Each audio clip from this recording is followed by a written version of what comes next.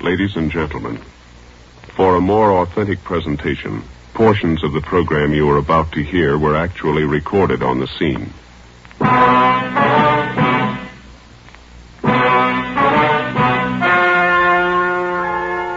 The story you are about to hear is true.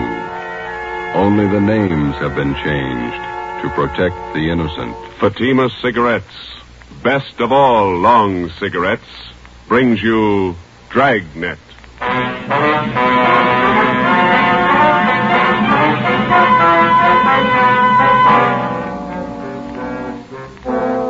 You're a detective sergeant.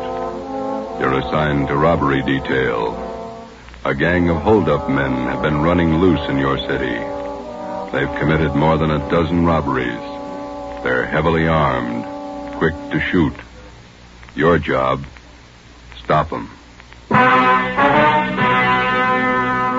If you want a long cigarette, smoke the best of all long cigarettes. Smoke Fatima. Fatima is the long cigarette which contains the finest Turkish and domestic tobaccos superbly blended to make Fatima extra mild. And that's why Fatima has a much different, much better flavor and aroma than any other long cigarette. That's why Fatima is doubling and redoubling its smokers.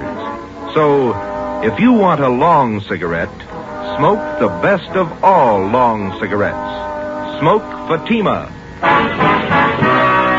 Dragnet, the documented drama of an actual crime. For the next 30 minutes, in cooperation with the Los Angeles Police Department, you will travel step by step on the side of the law through an actual case from official police files. From beginning to end, from crime to punishment, Dragnet is the story of your police force in action. It was Saturday, July 21st. It was hot in Los Angeles. We were working the night watch out of robbery detail. My partner's Ben Romero. The boss is Thad Brown, chief of detectives. My name's Friday. I was on the way back from the record bureau, and it was 6:55 p.m. when I got to room 27A. Robbery detail. Hi, Joe, you ready? Let's go. Where'll I dump this top coat? There. It's too hot out tonight for that. Yeah. The rest of the guys take off already? Yeah, we better hustle. How many men are working this thing tonight? Must be at least 50, covering every drugstore in the South Central area.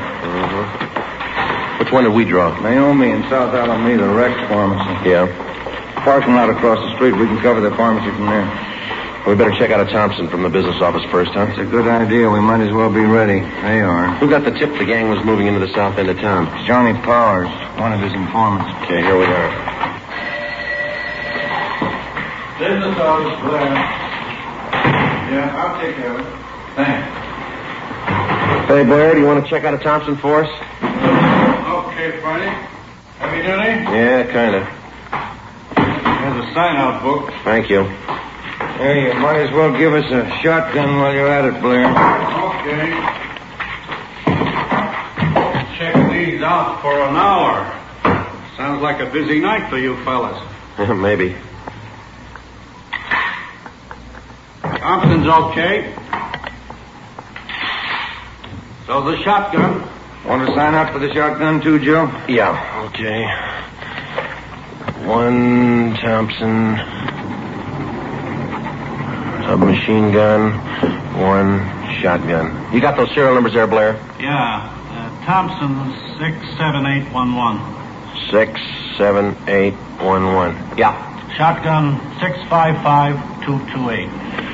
5228. Okay. Signed, Joe Friday. Serial number 2288. Ben Romero. What's your serial number, Ben? 2633. Oh, yeah. 33. 6 shells for the shotgun, 50 shells for the Thompson, okay? All right, I'll sign for him. Okay. Gang's pretty rough, I understand. Gun heavy. Yeah, that's what they tell us. Okay. Here's the book, all signed. Okay. Here you go. A lot of firepower there. Yeah, hope you don't have to clean them when we bring them back. went down to the basement of the city hall, picked up our car, 80K, and drove out to Naomi and South Alameda streets. We located the parking lot and pulled in. There were 4 other cars parked in the lot so we wouldn't be conspicuous. Ben and I got in the back seat out of the light. From our vantage point, we had a clear view of the entrance to the Rex Pharmacy across the street. We had the shotgun and the submachine gun on the seat beside us. We listened to the calls coming on the radio, and we waited. Interference. 13J, stand by. There's no cooler here than it is in the office. Yeah. Hot and sticky, huh? Yeah. Paper says it's going to be worse tomorrow. Roll down your window, will you, and get some air in here? Yeah, huh? The pharmacy isn't doing much business. Not more than a dozen people in there in the last hour. No soda fountain, I guess. Sure is hot. You have to talk about it, huh? It helps. What time you got? 10 minutes to 10. No smoke? No, thanks. Yeah, I'll get it. That gang's gonna show up here. Wish they'd get it over with. Fellas might have got a bum tip. Well, the gang hasn't missed a weekend for 2 months. I wonder how much time the average cop spends waiting. I don't know. Put it all together and make a fine vacation. What do we do, sit this out till the pharmacy closes? Yeah, 2 a.m. Sure is hot. Yeah. Midnight came and passed. The traffic on South Alameda thinned out. Only an occasional customer entered the pharmacy across the street. Ben kept complaining about the heat. We waited. Well, that's it, Joe. There go the lights. Drugstore's closing. Yeah, the guy's locking the doors. There he goes. We might as well shove off, too. Yeah, let's get in the front seat. There's not much call for this shotgun tonight. There's no use checking it in. Same duty to mine, eh? Attention all units. All units in the vicinity of 8th Hill, on the corner of Hill and Geneva Alley, the 211 and shooting. Code 3. Hit the light. Yeah, come on, let's roll.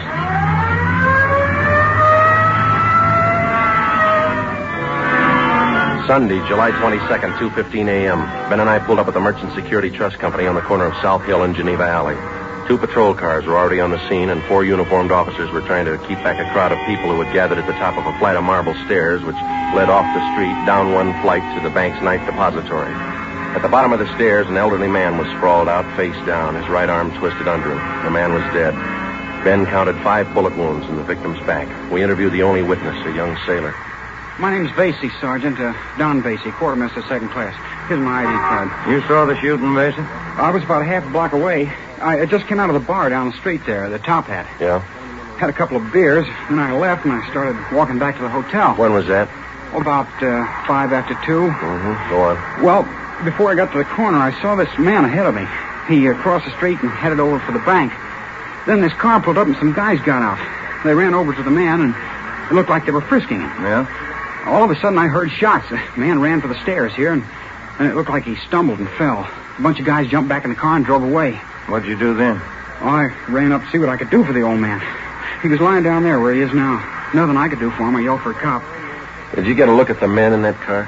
No, I just saw him from a distance. 4 of them, maybe 5. What about the car? Did you see the license number? The last couple of numbers, that's all. 699. Couldn't see the rest. What was it, a coupe or sedan? A sedan, maroon color. It was a Pontiac, either a 1940 or 41. You sure about that? I used to own one back in Delaware, 1940 model. I sold it to my brother when I went in the Navy. I'm sure all right. And you're sure about the number of men in the car? Oh, yes, sir. 4 or 5, no more. I see, thanks. Well, will you drive back to the office with us and give us a full statement? Sure, Sergeant. Anything you say. You can wait in the car, Vasey. We won't be long. Sure. Well, what do you think? I don't know. Drugstore gang? Said there were 4 guys. Could be. No description. Maroon car. 3 numbers off the license plate. Pretty thin. Yeah, looks like a hard summer.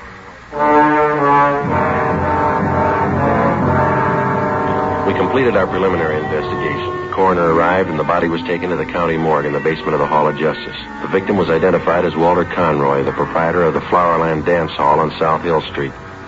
Together with officers Fremont and Hurst from homicide, Ben and I spent most of Sunday tracking down employees of the dance hall and interviewing them. We sent a rush teletype to the Department of Motor Vehicles in Sacramento containing the partial license number, plus our scanned information on the car, which the suspects drove. Early Monday afternoon, Ben and I, along with Captain Ed Walker of Robbery Detail, met with Chief of Detectives Thad Brown. What kind of a motive are you working on? Robbery. The dance hall manager, Conroy, was on his way to the bank's night depository when this bunch caught up with him. He had the night's receipts with him from the dance hall. How much they get, Walker? $350. They missed over 1,000 Conroy had in an inside pocket. No idea who pulled the stick up? Could have been that drugstore gang. Why them? They haven't missed working a weekend night for 2 months. There's no sign of any other job that they might have pulled Saturday. Just a hunch, Chief. Nothing to go on. We'll have to guess our way for a while. Sacramento checking the description of the car, the numbers off the license plate? Yeah, ought to have an answer this afternoon. Any leads on the drugstore gang at all? Plenty. None of them good. Suspects are loaded down with guns. That's all we know. Excuse me. Brown speaking. Just a minute. Friday's for you. Okay, thanks. Reached over here. Friday. Yeah, Ralph. How many? Yeah. Okay, thank you. Well, I got an answer from DMV, Sacramento, about the holdup car. What'd they say, Joe? Well, they looked up the possible combinations of 1940 or 41 Pontiac sedans with the numbers 699 in the license plate. Yeah? 123 possibles to check. Not much choice. No car of that description on the hot list. Killer might be the legal owners. 123. Well, even after we check them, we still might not have the right party. That's right. If we got a better lead, we'll work on it. Nope. Well, then ride this till it falls apart.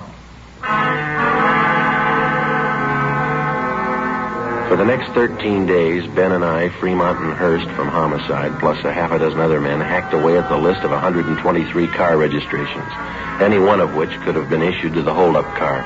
The color of the sedan didn't help us much to start with, since California vehicle registrations do not include the colors of the cars. After 14 days of gradual elimination of possibles, the field was narrowed to 6, then 4, and then 2. August 6th, Monday, 5:30 p.m. Ben and I were called to Thad Brown's office. Gentlemen, you check out that last possible yet?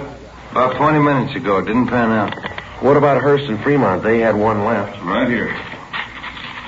Could be the answer. Yeah. 1940 Pontiac sedan, license number 4XA699. Last registration, San Diego. Sounds good. We teletyped to San Diego police. They say the car's been sold to a woman out in Santa Monica. Anyone checked her? Well, that's what I want you two for. San Diego and Santa Monica. Well, it's in the right area. Can't afford to miss now. I hope it's the right one. Well, it's got to be. Check it. Ben and I checked the woman in Santa Monica, Mrs. Fielding. She told us that she had sold the car 6 months before to a friend who lived in Bakersfield. We contacted her friend. He told us the car had been traded in by him to an auto dealer in Pasadena. We checked the dealer. He said the car had been sold off his used car lot 2 months before. The new buyer had given his name as Emil Thurston. 2 names were given as reference, Lloyd Newton and John Lacombe. We ran a routine check through the record bureau.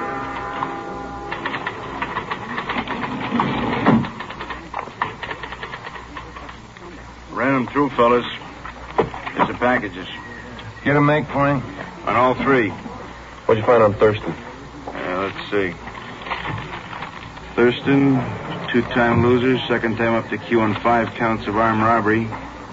On parole from Quentin now. How about the other 2? Lacombe, let's see. Preston Reformatory, 2 terms, went up 3 years ago, violation of Dyer Act. He's on parole, too. What about Newton? Did you make him? 2 terms in Oklahoma. They're looking for him now, jump parole. Can I look at that just a minute, Frank? Sure. I have all 3 of them here. Take a look, Ben. Each one of the mama sheets on these 3 guys. Yeah. Right here under General M.O., see? Mm-hmm. Thurston, heavily armed at time of arrest. Yeah. This one, Lacombe. Huh? Heavily armed. This one on Newton. Same thing.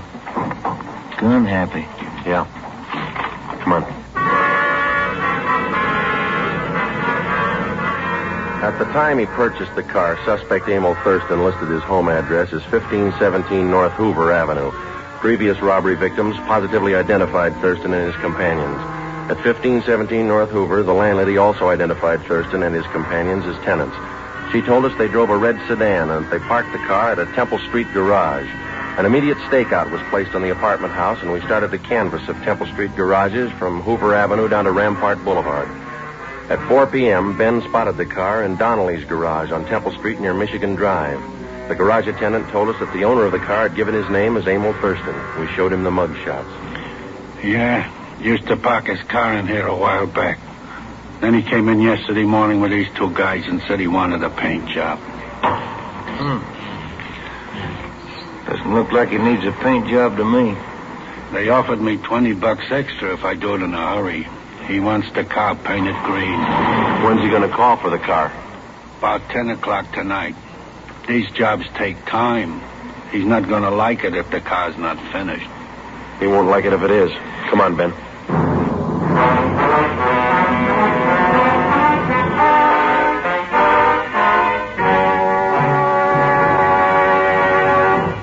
You are listening to Dragnet, authentic stories of your police force in action. Now, here is an authentic report from Fatima Cigarettes. In 1949, Fatima doubled, tripled, and quadrupled its smokers. In 1950, enjoy Fatima yourself. You'll find Fatima extra mild.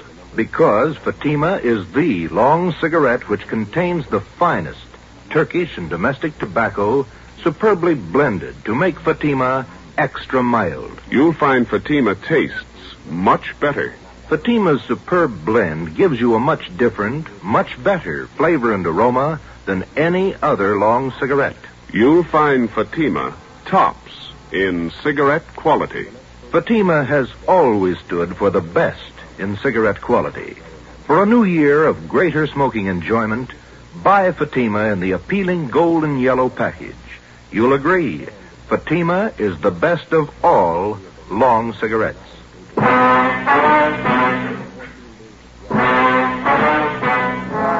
7 p.m. Tuesday, August 7th. Chief of Detectives Thad Brown and Captain Ed Walker swung the entire robbery detail into action.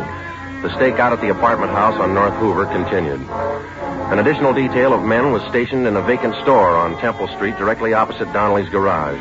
Donnelly's garage was a small family outfit, and the only spot from which we could cover it thoroughly without being seen was from a large paint locker set up against the right wall. The garage man cleared enough room so that Ben and I could fit into the locker in a half-stooped position. 2 small latches were rigged up so that we could pull the doors closed from the inside. 4 ventilation holes at the top and bottom of the doors provided us with peepholes. At 8 o'clock that night, Ben and I took our places inside the locker. The trap was set. We waited. Can you see all right, Joe? Yeah. It's hot in here. Stale air. It's a tight fit. I'm getting a cramp in my shoulder. Yeah. What time did that garage man say he closed? 11 o'clock. It's lousy paint smells. Stuffy. They had car pulling in. Can you see the driver? Wait a minute.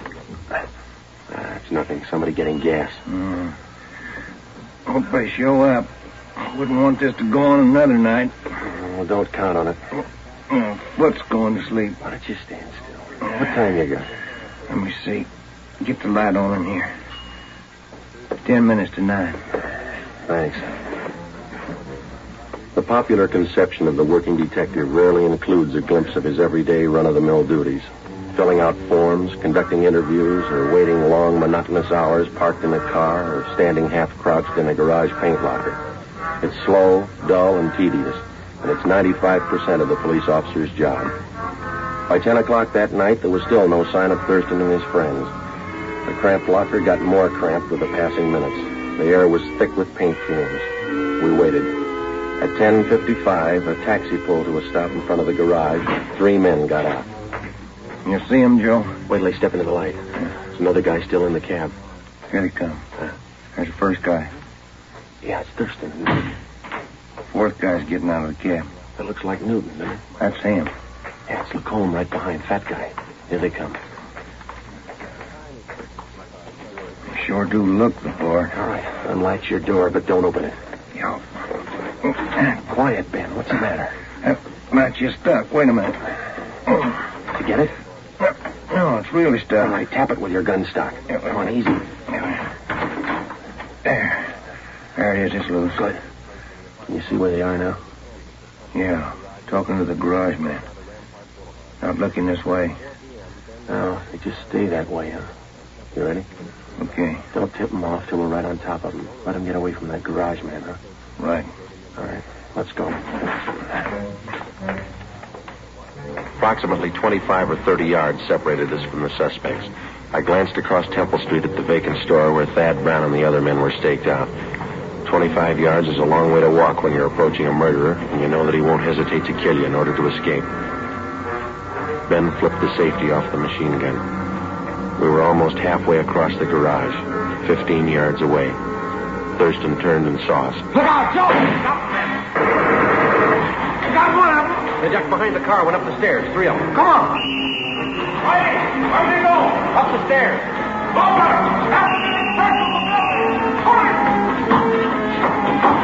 Up this way, Joe. Yeah, watch it, Ben. Get on. They're somewhere back in that corner up there. Your track. Throw down your gun. All right, Ben, give it over.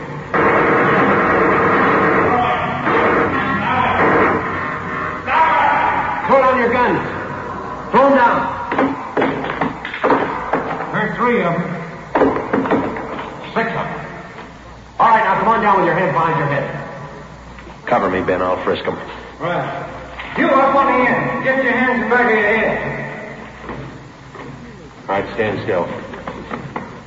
All right, next one. Go on. Clean. All right, look home. Watch him, John. All right, you. Rest of you, stand back. Keep your hands up. You all right, Joe? Yeah. 2 more guns on him. All right, you 2, hold it. Here comes the chief. Yeah, I'll get these guns together here. Lacombe, he's not much of a fighter. Not without a gun.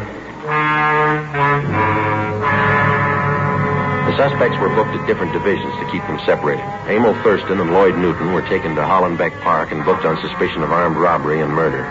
John Lacombe was booked at Highland Park Jail on the same charges. The other suspect, who had been wounded in the escape attempt, was identified as Harold Steves, 19 years old. He was treated for a leg wound at Georgia Street Receiving Hospital and then transferred to the prison ward at the county hospital. During the next 2 days, each of the suspects was questioned individually. Thurston, Lacombe, and Newton would admit nothing. The 19-year-old Steves broke down and agreed to turn state's evidence. We took his statement to Chief of Detectives Thad Brown. Gentlemen, what did the boy tell you? Just about everything, boss. They pulled the drugstore holdups and they killed that dance hall owner, Walter Conroy. Which one of them? Well, the kid says Thurston shot him. He says Thurston's the gang leader. Good. You finally got a count on those guns you took off them? Yeah, 12 of them. Each one of them was ready to go, bullet in every chamber. Did you get a complaint from the DA's office yet? They were arraigned. Preliminary hearing set for Monday. Fine. You got them in jail. I'll put them in prison. The apprehension of the criminal doesn't mean the end of a case for a police officer. He spends just as much time helping to convict the criminal after he's caught. Evidence must be gathered and authenticated and presented to the district attorney's office. If confessions are possible, they must be obtained and put in order. The officer must also help out in formulating the case and in testifying at the trial of a suspect. On October 30th, almost 3 months after the Thurston gang was apprehended, they were brought to trial in Superior Court. It was a routine affair. Harold Steves took the stand and told the story of the gang's activities. The victims identified the suspects and testified to the robberies. Both Ben and I took the stand and testified to the arrest and possession of guns by the defendants. We received no cross-examination. On the morning of March 2nd, the case went to the jury. Ben and I had lunch with Lieutenant Rombo from robbery in the City Hall cafeteria, and it was 5 minutes past 1 when we got back to the office.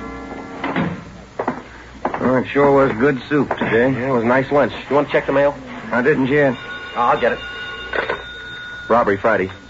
Yeah? When? Right. Lacombe and Thurston. They just broke jail. Within 7 minutes, a dragnet for the escaped criminals had been thrown around the entire city. Chief of Detectives Thad Brown directed the operation. At 14 minutes past 1, he called us to the photocopy room. The machines were turning out duplicate mugshots of Thurston and Lacombe for distribution at the rate of 1 every 4 seconds. You want us to stand by, Chief? For the moment, yeah. We got all the help we need on the street. How'd they pull the break, anyway? Slugged the deputy when he brought in their lunch. Used a steel leg from one of the benches in the prisoner's tank. Yeah? They beat the deputy right into the ground, but he held on to Newton. He didn't get away. How'd Thurston and Lacombe ever get out of the building? He's a real freak. They slugged the elevator man and got down to the basement. Right then, an ambulance crew was wheeling a body into the morgue. The attendant left the ignition keys in the ambulance. Shouldn't be too rough to track them if they're in an ambulance. Tougher than you think. How those copies coming, Frank? Fast as we can make them, Chief. Have another batch for you in a minute. You had any reports at all yet, boss? Couple. They're moving fast. Frank, you want to get that? I can't see in this dark room. Yeah, I'll get it. Yeah? Chief Brown in there? Yeah, come on in. Now, Walker, what do you got?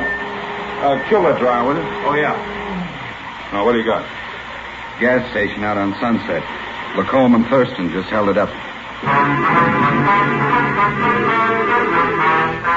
We picked up our car in the City Hall garage and drove out to the service station on the corner of Sunset Boulevard and Lorraine Drive. Detectives Ruiz and Stromwall from robbery were already on the scene. The two escapees had abandoned the ambulance there, robbed the station of $56 in currency, and stolen a 1938 gray Packard coupe, license number 7 Robert 6336. We left the station and started to cruise the area. It was 1:55 p.m. Attention all units. Attention all units. Get it up, Joe. Yeah. 6380 North Sunset at 211 in progress. 6380 North Sunset at 211 in progress. Code 3. This is the 6100 block. Yeah, come on. At 6380 North Sunset. Yes, look. Maybe. Push it. Hey, that car pulling out up ahead there. A gray coupe. Wait a minute. 7 Robert, that's them. Lights changing. They can't make it. They're going through. They're skidding. They hit the lamppost. Broke it off. All right, pull up. Come on. Right. All right, let's go. Lucky if they live through this one. Yeah. All right, come on. Help me with this door. Yeah, all right. Pull. All right, can you take him? Yeah. I'll get Lacombe. You look okay? Yeah. Get Thurston out of here. Right. Come on, you. Come on. All right, Lacombe, come on. I'll give you a gun. I'll kill you. Oh, sure you will. Come on. I'll kill you. All right, don't try to walk. How's Thurston, Ben? Seems okay. Couple of scratches. All right, sit down over there. Lacombe slugged the guard. It's funny. They don't look very tough. They can't play their part. They haven't got their guns. The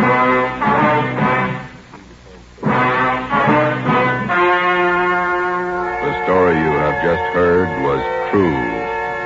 Only the names were changed to protect the innocent. On March 3rd, 1947, trial was held in Superior Court, Department 91, City and County of Los Angeles, State of California. In a moment, the results of that trial. It's amazing how many long cigarette smokers are changing to Fatima. Here are the actual figures. New York Division. Fatima sales up 132%. Chicago Division. Fatima sales up 453%. Los Angeles Division. Fatima sales up 545%.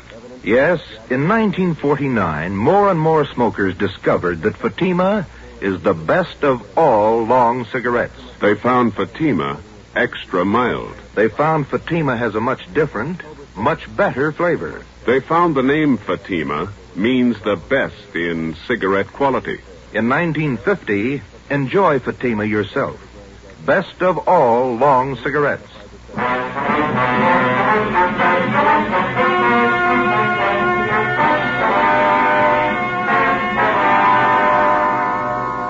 Emil Thurston, John Lacombe, and Lloyd Newton were convicted of first-degree murder and robbery and sentenced to life terms. For turning state's evidence, 19-year-old Harold Steves received special consideration. As a result of the jailbreak, Thurston and Lacombe were convicted of assault and escape.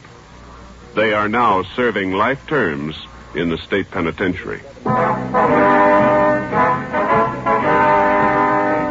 You have just heard Dragnet, a new series of authentic cases from official files. Technical advice for Dragnet comes from the Office of Acting Chief of Police W.A. Wharton, Los Angeles Police Department. Dragnet honors the city of Pasadena, state of California, and the men who make up the Pasadena Police Force, another of America's great law enforcement agencies. One of these men, Chief of Police Clarence H. Morris, traffic specialist and veteran police administrator, dedicates his life to making yours more secure.